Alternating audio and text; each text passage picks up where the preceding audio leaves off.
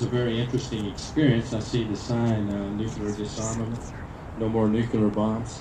I've often wondered, how many bombs do we need?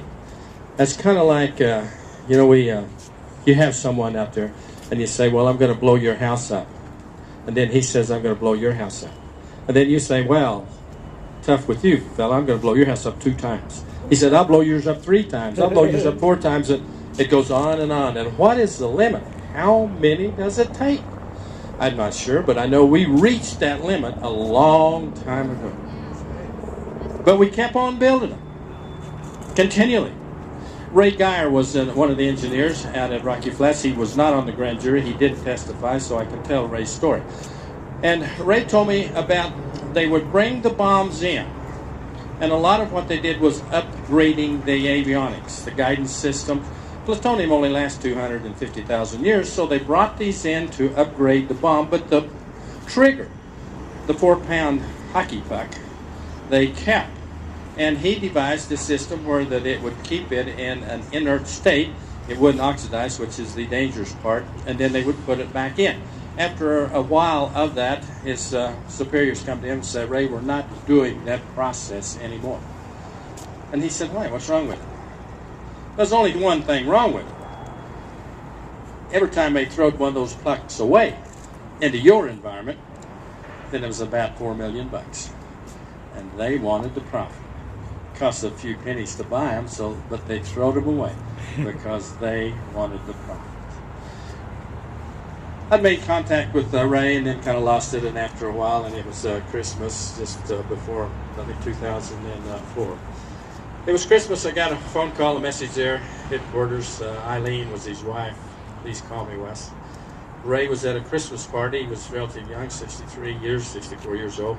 He had had a lot of problems, health problems, all plutonium-related cancers, traced directly to plutonium. Ray had collapsed this picnic, or this party, Christmas party. And at that party was some sheriffs, EMT. They did their best to revive him, took him to the hospital, and Ray passed away within a couple of hours. His widow called me the next morning.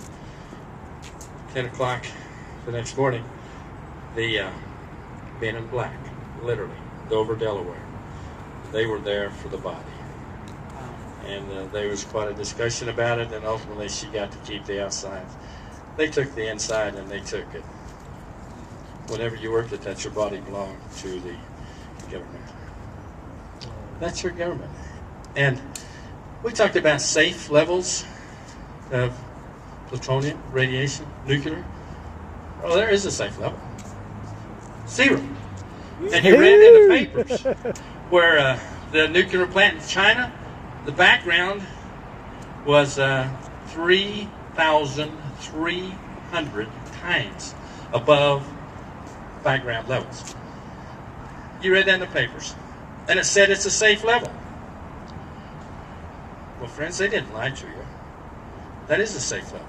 Because here's how you get that safe level. The safe level is 0.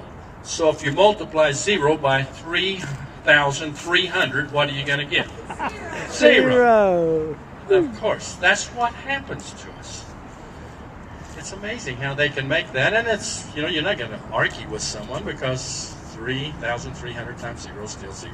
So it's a safe level. The doctor was here. Thank you. Very nice presentation. But that singer, is there any way you could teach me to sing just a little bit? There you are. Oh man, that was great. But how much money do we spend on disease, cancer? What is the research that goes into cancer? And we just keep pouring money into it, and to the sickness and the justice for Rocky Flats workers. How much money is spent there?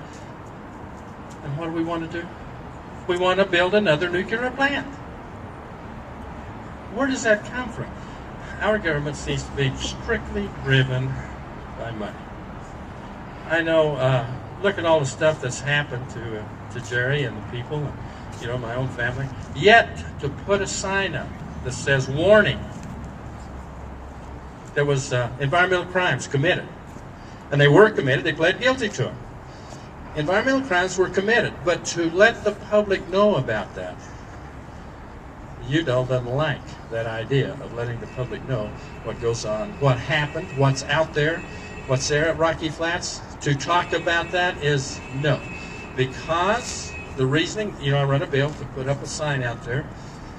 Go down to the Safeway and buy a jar of honey. What's it going to say? Warning, do not feed to infants under 1 year of age. Yet, to try to tell someone, make it public, that it may be unsafe at Rocky Flats may look like it's not safe.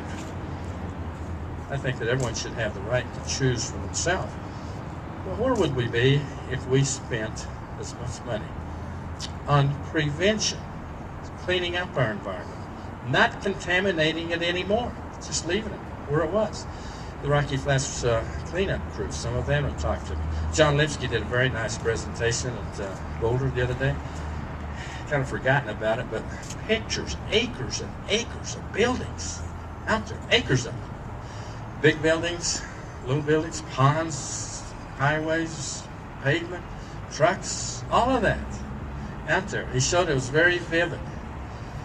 And then, a couple of years ago, there was a group from New Mexico, and they were up on a tour of the Rocky Flats facilities.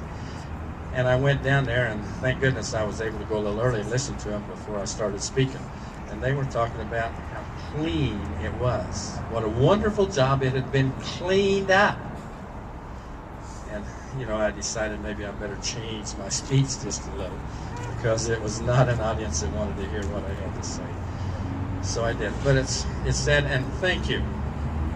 My heart goes out to you for all that you've endured, and the things that we've had to put up, and the struggle. How long has some of you guys been working on this? I started here in '89. Of course, I really didn't know what was going on for 2 or 3 years. I'm a little slow, but it finally came to me. Your government's lying to you. And your money is going not always for the right purpose. So thank you for your support. Hang tough, anything we can do. Let's stay in touch. And next year, this session's over. We only got 2 more weeks. Next year, let's do something. Let's start with some rallies, and we can put some signs up. Maybe we'll put our own signs up. The Department of Transportation don't want us putting a sign up on their property, but it is owned by the government. Department of Public Health and Environment says it's safe. It's not safe. Don't go out there. Don't take your children out there. My grandchildren certainly would go out there. I don't want to expose my family to anymore. Thank you.